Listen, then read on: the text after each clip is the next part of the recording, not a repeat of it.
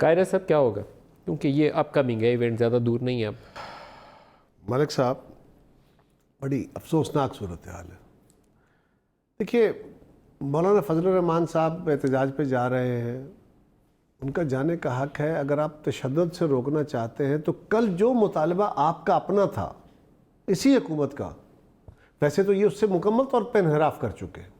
یہ جب آئے تھے دھرنا دینے تو اس وقت ہم نے کہا تھا کہ آپ کا حق ہے پر دھرنا نہ دیں، سٹ ان نہیں ہونا چاہیے، آپ 1 دن 2 دن کر کے اس کے بعد احتجاج کریں، لیکن یہ شہر لاک ڈاؤن نہیں ہونے چاہیے۔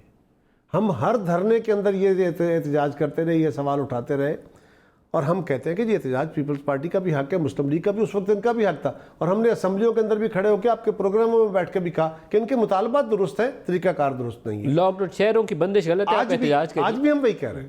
ہمارا اپنے اتحادی ہیں مولانا فضل الرحمان کی اپوزیشن میں، لیکن ہمارا ان سے اس بات پہ اختلاف ہے۔ وہ اختلاف طریقہ کار پہ ہے، لیکن ان کے مطالبات پہ نہیں ہے، ان کے آبزرویشنز پہ نہیں ہے۔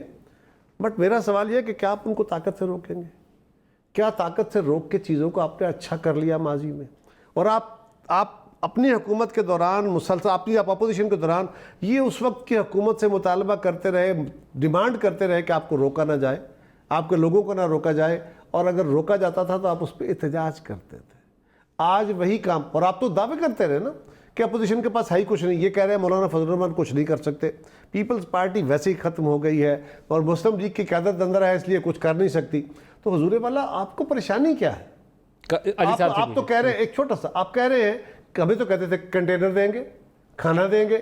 بلاول صاحب کے ساتھ ان کو جب بلایا گیا نیب میں تو چند 100 ہمارے لوکل کارکن نکلے، وہ اپنے چیئرمین کے ساتھ وہاں باہر گئے، کسی نے پتھر نہیں پھینکا، کسی نے گالی نہیں دی، کسی نے کچھ نہیں کیا، کوئی ہنگامہ نہیں ہوا۔ ان پہ لاٹھی چارج، ان پہ وہ واٹر کیننز، پتہ آپ نے سارا کچھ دیکھا ہو۔ اس کے بعد پھر کورٹ میں گئے تو ہم نے کورٹ میں کیا جا کے کورٹ پہ دعویٰ بولا تھا کوئی؟